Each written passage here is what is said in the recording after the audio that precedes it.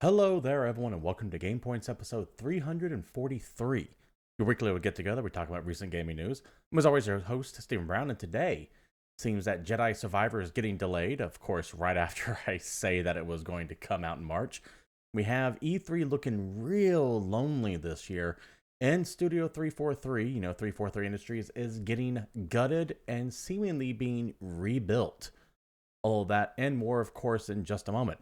But first, I want everyone here to know this is an audience interactive podcast. So if you're watching live here at Twitch TV/GamePoints, or later at any myriad of video hosting platforms, be they YouTube, Rumble, BitChute, etc., feel free to join the conversation with any questions, comments, concerns you might have. Just try to keep them germane to the topics on hand. And of course, if you like what you see here, do it all the streamers want. Like, follow, subscribe, bits, you know the whole rigmarole. All right. First story out the gate, breaking only an hour or two ago as of this recording. Star Wars Jedi Survivor has been delayed just about a month to April 28th.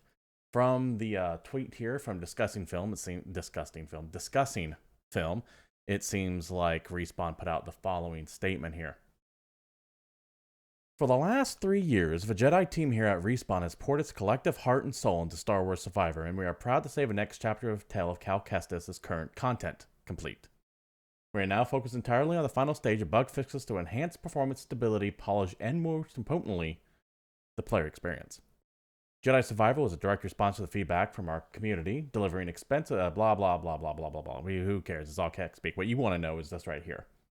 In order to hit the Respawn quality bar, provide the team the time they need, and achieve the level of polish our fans deserve, we have added 6 crucial weeks to our release schedule.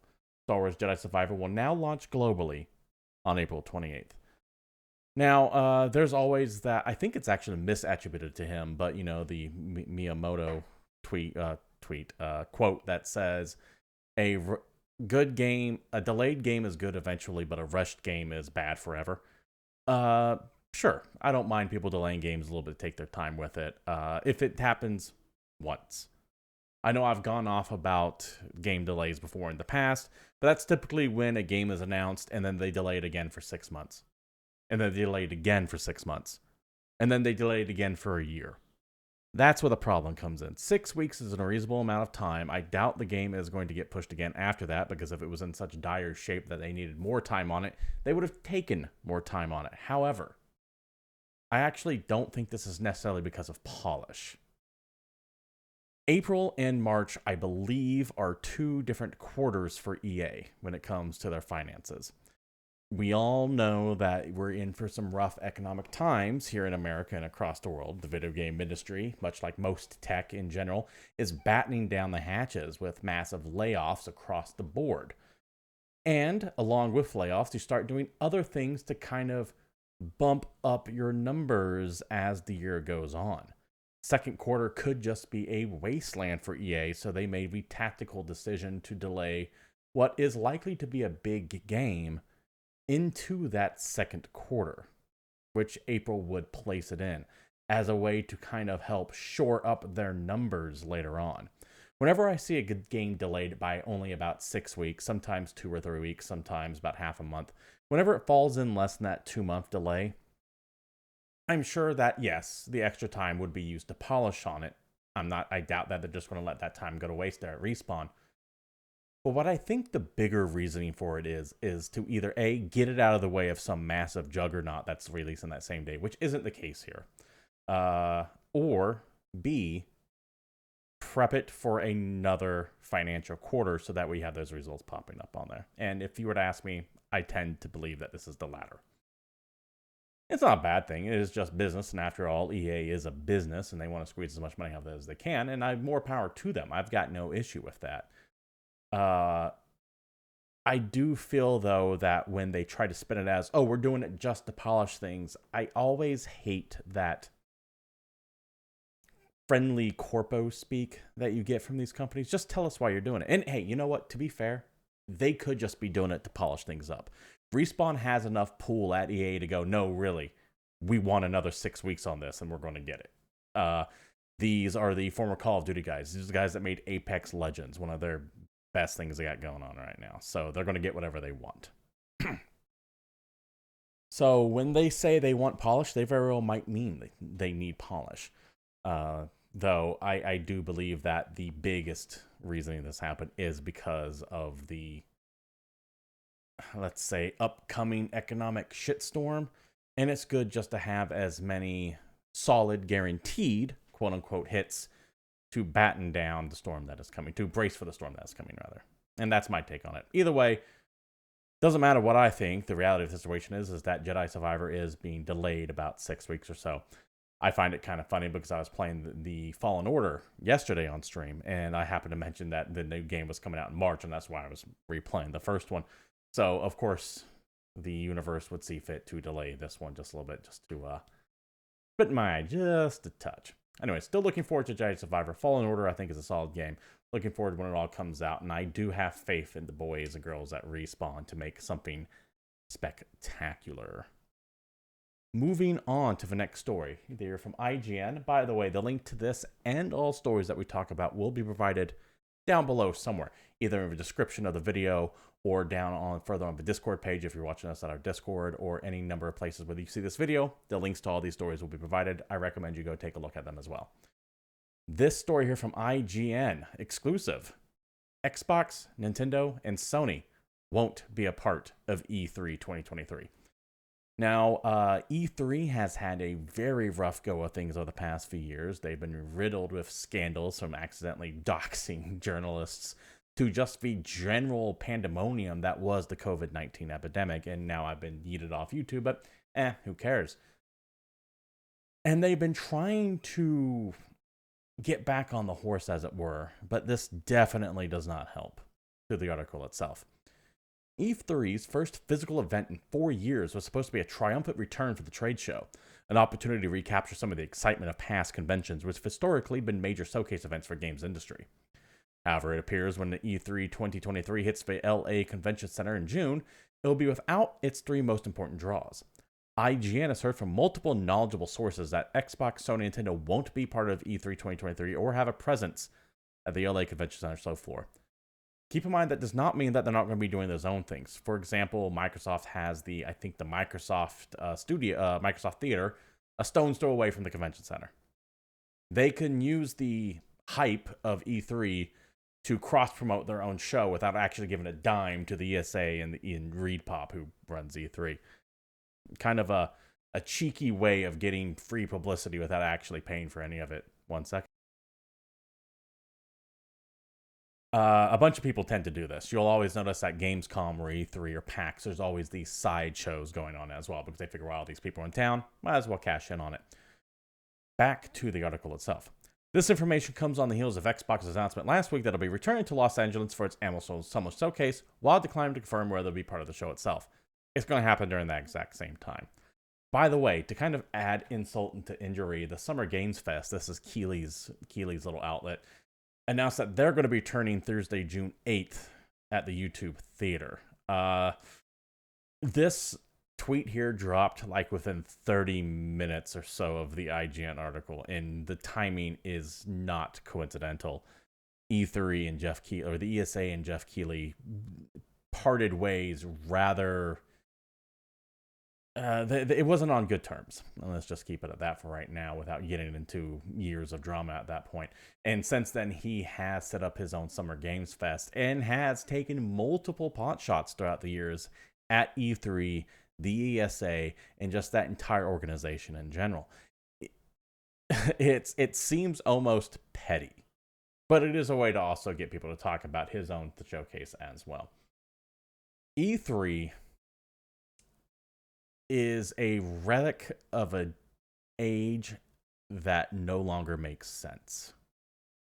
When any of the developers can do essentially a direct, I know Nintendo Direct was the progenitor of that phrase, but let's just call it what it is. They're all directs. That is what we know them as. That is what we refer to them as, the direct. Ever since the idea came around, these platform holders, publishers, etc., have realized that 1, they can control the message better than any live show can do. 2, not have to share the spotlight with anyone. And 3, spend way less than doing a live presentation where you have to pay for booth space and then any number of things can go wrong. So, and with a greater audience, I might add as well.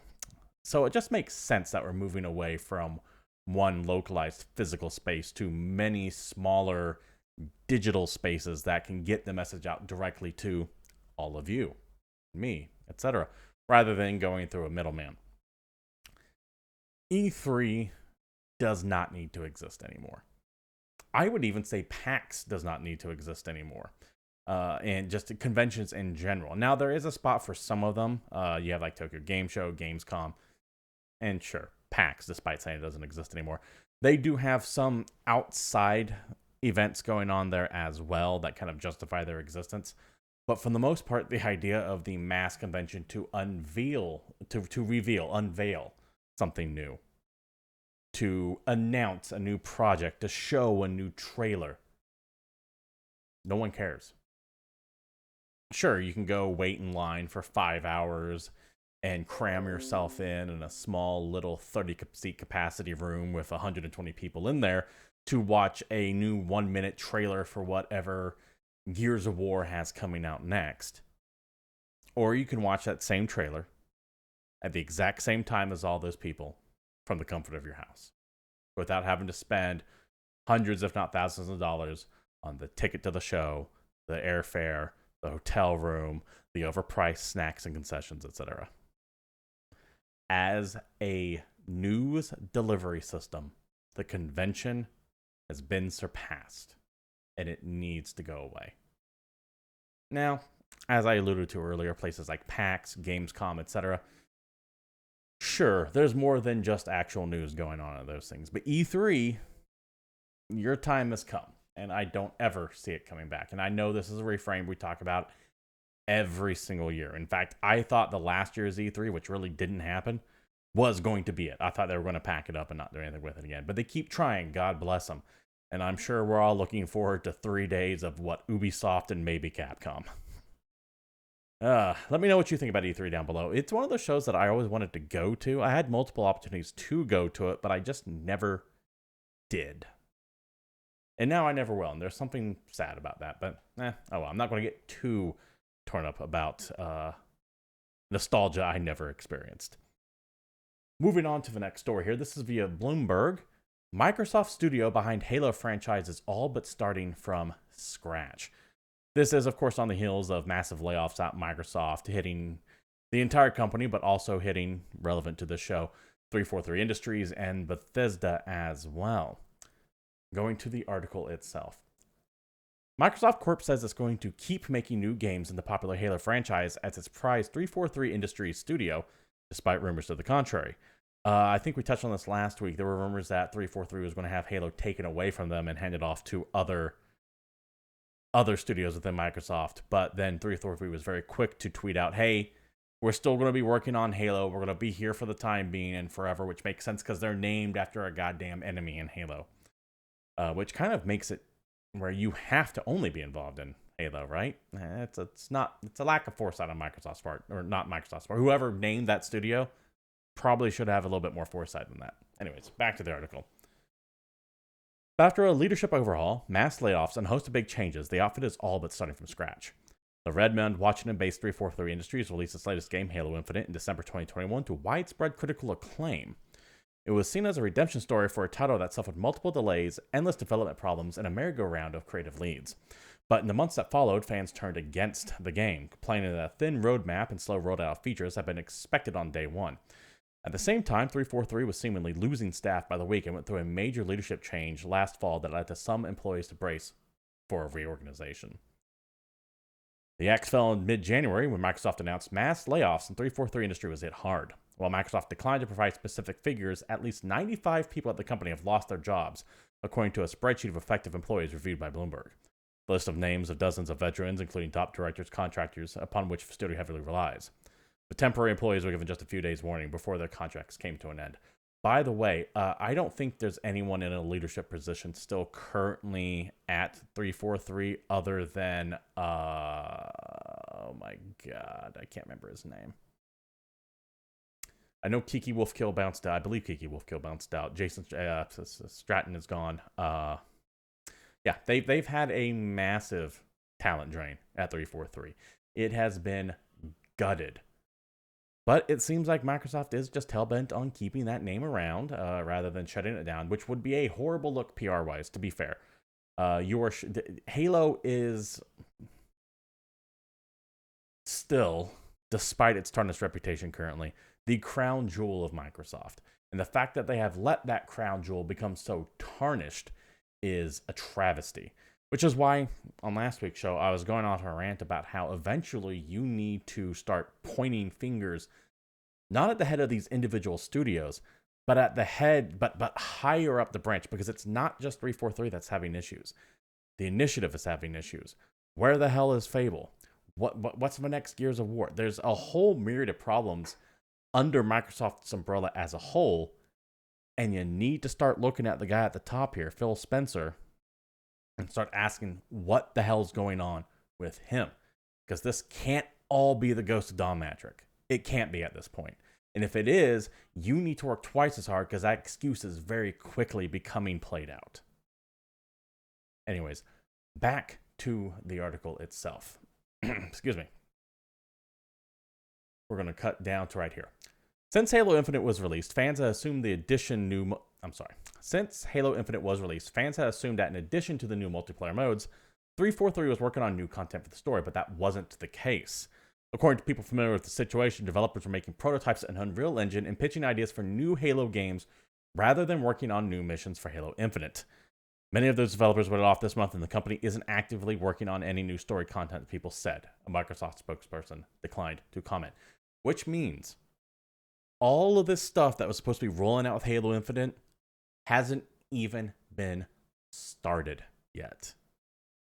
They were working on the next game or side stories or what have you, rather than delivering the promised or at least alluded to content for Halo Infinite. In 343's mind, they have already moved on. And now that all of those people are gone, and with them the ideas that way they were working on, 343 Industries has to be built again from the ground up with nothing in the pipe.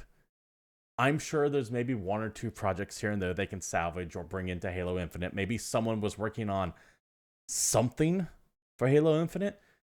But man, it really does seem like Halo Infinite is going to be in a bad shape for a long time. Remember, this was supposed to be the game that was going to usher in the next 10 years of Halo as a franchise. And they were already just kind of abandoning it. If I am reading this correctly, if this article is to be believed. To be fair, anonymous sources, all that good stuff. Microsoft hasn't confirmed on it yet.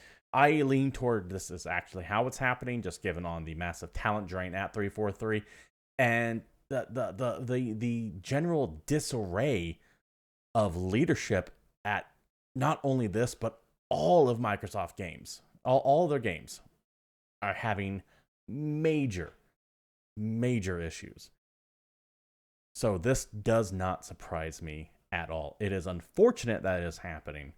It shouldn't happen because, as I said, this is their crown jewel. Halo is Microsoft's Mario. Halo is Microsoft's The Last of Us. And this is what they have to show for it. And I don't even like Halo all that much. I haven't played a Halo game since 4. It is unacceptable that this is the state that this game, this franchise, this publisher is in. And it really does feel like someone somewhere is being held to account. But I really do think we need to start turning our eyes up toward Phil Spencer. Yes, he seems very pleasant. He's a nice guy on camera. He seems like someone you want to have a beer with. All these problems are also happening under his watch too. And it's not, if it was just 343, maybe. But the problems at Microsoft go well beyond that. Give me 1 second. Still got that bit of a cough. All right, moving on to the next story here, also via Bloomberg. Sony slashes PlayStation VR 2 headset output after pre-orders disappoint. There's a little bit of a pushback on this article. We'll get to that in a second before you start commenting down there. To the article. Sony Group Corporation reduced projections for the initial launch of its PlayStation VR 2 headset dramatically after early pre-orders disappointed, signaling little improvement for the hyped but unproven virtual reality sector. The company halved its forecast for shipments of PSVR 2, which is set for a February 22nd release. By the way, I completely forgot that was coming out so soon. My brain thought this was coming out in July. That's so quick, and there's so little buzz about it. Back to the article. This quarter to about 1 million units, said people familiar with its deliberations. Sony had previously aimed to have 2 million headsets ready for the launch quarter and leveraged its second-generation headset to drive user growth and adoption for VR. The Tokyo-based electronic giants have told a supply partner to expect reduced display panel orders, according to the people, who asked not to be named as the information is not public. The company now plans to ship 1.5 million units between this April and March next year, they added, though that figure may be adjusted further in response to demand, and I think it will be. Like I've mentioned the past few shows, the global economy is teetering by a thread right now, and it is going to snap. And is it $500 for this goddamn thing? That's too big of an ask, especially when your launch games, there's really nothing spectacular looking there. Okay, Horizon seems all right, but there's a lot of ports. There's a lot of games that have been out for 2 or 3 years. There's a lack of backwards compatibility with the PlayStation VR PlayStation VR games that you already own for the first one, which is now going to become like a $400 or $500 paperweight. There's a lot going against this thing, and it's still just a niche genre. Sony shares erased gains after the news in Tokyo Tuesday, ending the day just below where they have started. Now, in response to this, I'm going to take you to this article here from GameIndustry.biz. Sony told them that they have not cut PS2 VR numbers. And they're straight up like denying the Bloomberg report. PlayStation says it has not cut PlayStation VR 2 production numbers from a following report from Bloomberg. The firm told GameIndustry.biz that it is, quote, seeing enthusiasm for PlayStation fans for the upcoming launch, which includes more than 30 titles. The initial report said Sony was making a significant reduction in projections for PlayStation 2 and even warned supply partners and manufacturing could decrease.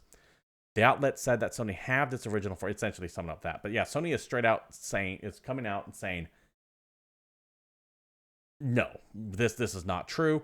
In fact, they even told the author of this article, Christopher D. here, we have not cut PlayStation VR 2 production numbers. This is the author of the article. I can talk, I assure you. Saying that he was told directly by Sony that the Bloomberg article is bullshit. Who's telling the truth here? I actually lean a little bit towards Sony. The author of the Bloomberg article, I believe, also got other numbers doing with Sony wrong, so it's not necessarily out of the realm of possibility he could be wrong in this as well. Who knows? I do find it a little bit interesting that this bit of information was not added into his article here. Instead, it just says Sony refutes it and then recaps the Bloomberg article. Either way, PlayStation VR 2 is going to be a very hard sell. While Sony might not be cutting production numbers, I guarantee you there are whispers of cutting down sales targets. I personally don't think that they have a rosy outlook on this thing. If they did, they would be pushing it harder than they are. It's somewhat just quiet, and the thing is 3 weeks away. I remember when they went up for pre-order a couple months ago, and they're like, pre-order now because they're only going to be limited numbers, and they never hit those numbers. As far as I know, you can go and pre-order it right now with no waiting at all whatsoever. The demand for this is not here. It is coming out at a piss-poor time, and the price is ludicrous. I was thinking about getting it, to be honest. And then they showed us lineup, and I just kind of went, I don't care enough to spend that money. Even if I had that money not earmarked for anything, just to blow on something random, I just don't care enough. And I bought the first PlayStation VR, and I like the VR headset. But I don't see a future with this thing. And I'm not going to drop $500,000 on an add-on to a system where the games at launch might actually be the only games for it. I don't see people clamoring to develop in VR. Yeah, Half-Life Alyx looks amazing.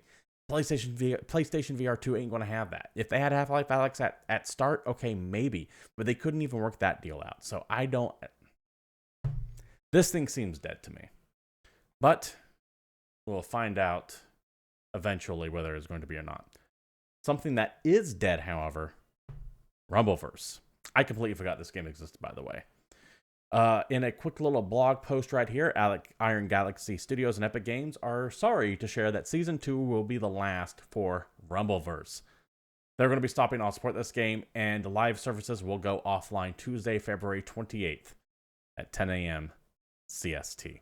Yet another Games of a Service going bye-bye. I hope to God people are paying attention at game developers. Your Games as a Service model is not going to last. We are at maximum saturation. Even if you're good, and from my understanding, Rumbleverse was solid, there's only 100% of time. People can always squeeze out a couple bucks more to buy something from you, but they can't squeeze out more time to play your shit. We are at max capacity time. We have been saturated with this shit. Between battle royales and online survival games, the Warzones, the Fortnites, the PUBGs, the Destinies, the Diablo. We got Diablo 4 coming out soon, but at least you can kind of do that solo. We are no longer able to cram in more time. We're out of it. So if you're making a Games as a Service game, good luck. Only 1 out of every 50 of them are actually going to last more than a year, in my opinion.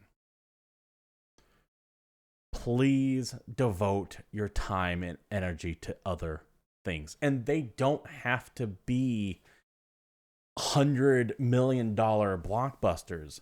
Stop chasing Red Dead Redemption 2. Stop chasing The Last of Us. Yes, those are excellent games. Showpiece games. But god damn, please, for the love of God, stop. Realize that you don't need to spend so much money to make a good game. The indie scene is popping with development teams of less than 20 people who are making excellent shit. Supergiant Games of Hades, for crying out loud. Lucas Pope with Return of the Obra Dinn and Papers, Please. Daniel McMullen with The Hex and Inscription. You can make excellent games for a fraction of the budget you guys are doing. Stop chasing Games as a Service. It's not going to work. And they're probably good to have you floating around in chat as well as all the rest of you too. Moving on. This is another... I've talked about this a few times before, but it always makes me laugh every time I see it. This is from Popular Mechanics. War Thunder gamers accidentally leak sensitive F-16 secrets online. By the way, this is not the first time War Thunder has leaked classified military information on their forums. To the article itself. Users of the MMO War Thunder have yet again spilled military secrets on the game's online forums. An anonymous user posted information of the manual of an F-16A fighter jet, but the data was not meant for export. War Thunder users have repeatedly uploaded secret or restricted information on weapon systems around the world, from tanks to fighters. The latest leak involves... Where were we at? Oh, goddamn it. There we go. The latest leak involves the F-16A fighter jet and the AIM-120 Advanced Medium Range Air Missile, or the AMRAAM. The F-16A was just introduced to the game, as the video announced late December. The user Space Navy 90 wrote on the Warhammer forums the following. Interesting thing I found during my research. During the early AMRAAM testing, you could see how the F-16A would equip the AIM-120 and use TWS on the non-MFD stores control. That is a lot of gobbledygook, man. These War Thunder players, they are hardcore. From what I understand, they found like an old instruction manual and posted online, but the instruction manual is hella classified. At least parts of it are. Back to the article. Gaijin's forum moderators immediately hid the contents of the post. Space Navy 90 argued that the information was sold. It didn't violate sharing the rules. The mods, however, said that sharing info violated U.S. regulations on exporting sensitive military information. The International Traffic in Arms Regulations regime controls the flow of both military hardware and information outside the U.S. And while the information on the post may have been legal to share in the U.S., posting it on the internet allows it to be virtually viewed by anywhere on the planet, running afoul of the ITAR. This is not the first time this has happened, by the way, in War Thunder, as I alluded to earlier. Just one day before, in fact, former member posted sensitive information of the F-15 Strike Eagle fighter jet. In July 2021, a player claimed to be a Challenger 2 tank commander and former member of the British Army's Armored Trials and Development Unit felt Gaijin didn't give the tank its due in armor protection, and then shared classified information from the tank's Army Equipment Support publication. My favorite one of these, by the way, is there was someone from China that leaked the capabilities of a Chinese tank, the DTC-10 125 millimeter kinetic energy anti-tank round. They showed a picture of this goddamn thing, and then like the tech specs behind it.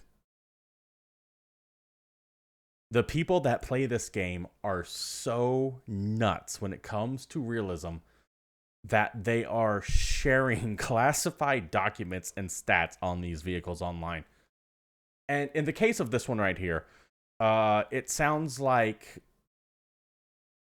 while it might not be violating U.S. law to share what he shared, that governing body might have something to say with it. So that's why the forum was popped down. But in the case of like the Chinese user, that guy's fucked. Sorry, I hope he's okay somewhere. But I don't think that's necessarily the smart thing to do. I get that sometimes you can get a little obsessive with your favorite game out there. But please, for the love of God, don't do anything that's going to send you in some kind of jail somewhere or up against a firing squad if you're in a country that tends to take what they would consider espionage seriously with rather deadly consequences. Please don't do that. Please use your goddamn brain. That's all I ask. One more story before we move on to new releases here. This is via The Hollywood Reporter. Phoebe Waller-Bridge is prepping a Tomb Raider TV series for Amazon. The Emmy-winning Fleabag grad is writing a TV series based on the popular video game turned action movie Tomb Raider. The project, which is in the development stages, is slated to stem from Waller-Bridge's recently renewed overall deal with the retail giant and streamer. Sources tell The Hollywood Reporter that Waller-Bridge is attacked to write the scripts for Tomb Raider. Waller-Bridge does not plan to star in a TV adaptation of the property, which spawned the 2001 and 2018 film adaptation starring Angelina Jolie and Alicia Vikander, respectively, as the adventurous archaeologist.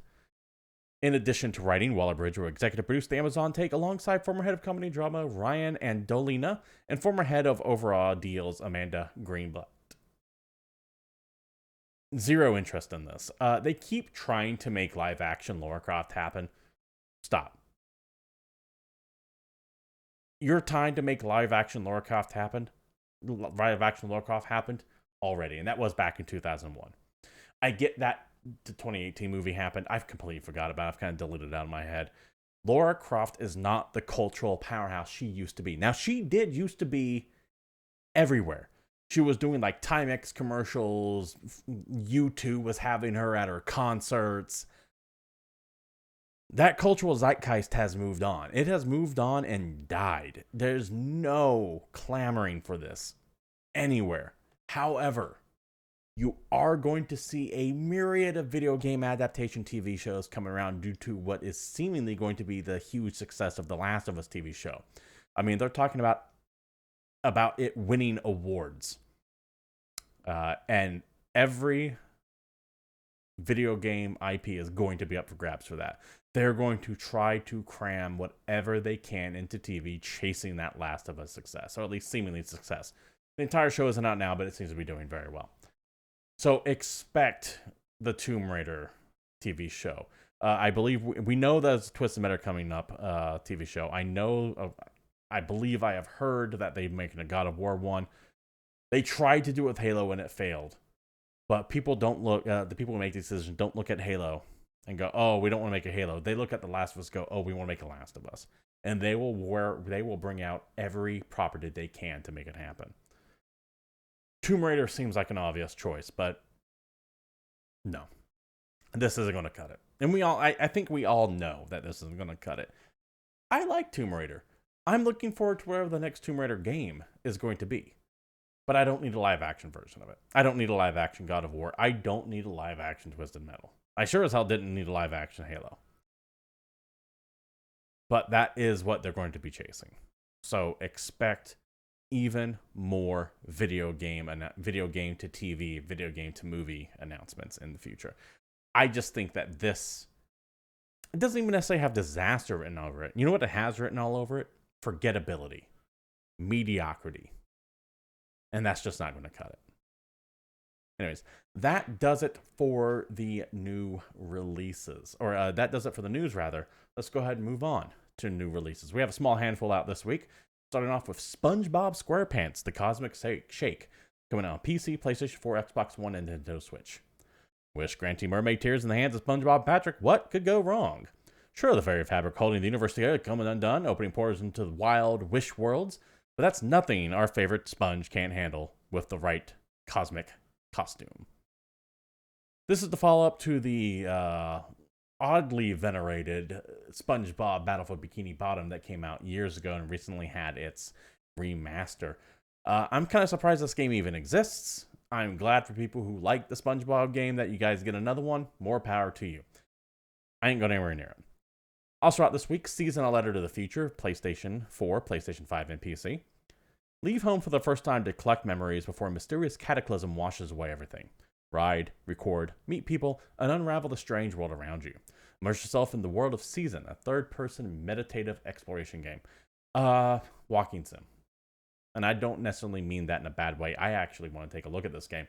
It seems awesome. You're going around making what seems to be a time capsule if anyone survives the upcoming apocalypse.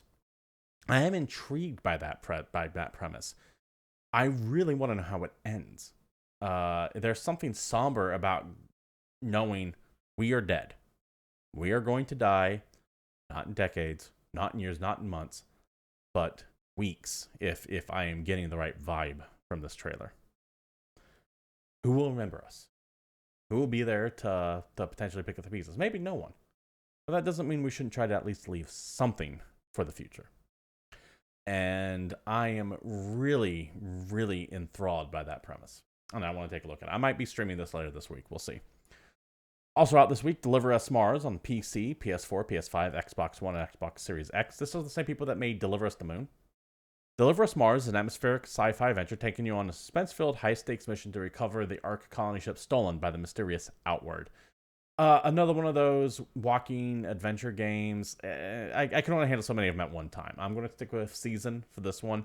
That premise seems to strike me a little bit better than this, but if you are into that kind of game, you got two big ones out this week, it seems.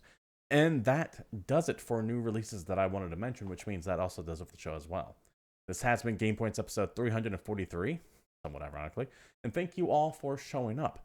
We do stream this live every Tuesday at 8 p.m. Pacific Standard Time right here at twitch.tv/GamePoints, and look forward to seeing you all then. If you can't watch us live, however, you can watch us over at any myriad of video hosting platforms, be it YouTube, BitChute, Rumble, etc. You can follow myself at CapitalistPig21. There is a Discord server you can join if you want to be part of the greater GamePoints community down there in the description, where I will also link all the stories that we talked about today as well. And as I mentioned previously, I do stream live every Monday, Wednesday, and Thursday, 2 shows a day. Go ahead, twitch.tv/GamePoints to take a look at that. Finally, if you like what you saw here, you know what to do. Like, picks, follow, sub, shares, all that good stuff. And that's it. Y'all stay safe, take care. Until next week, I'm out of here.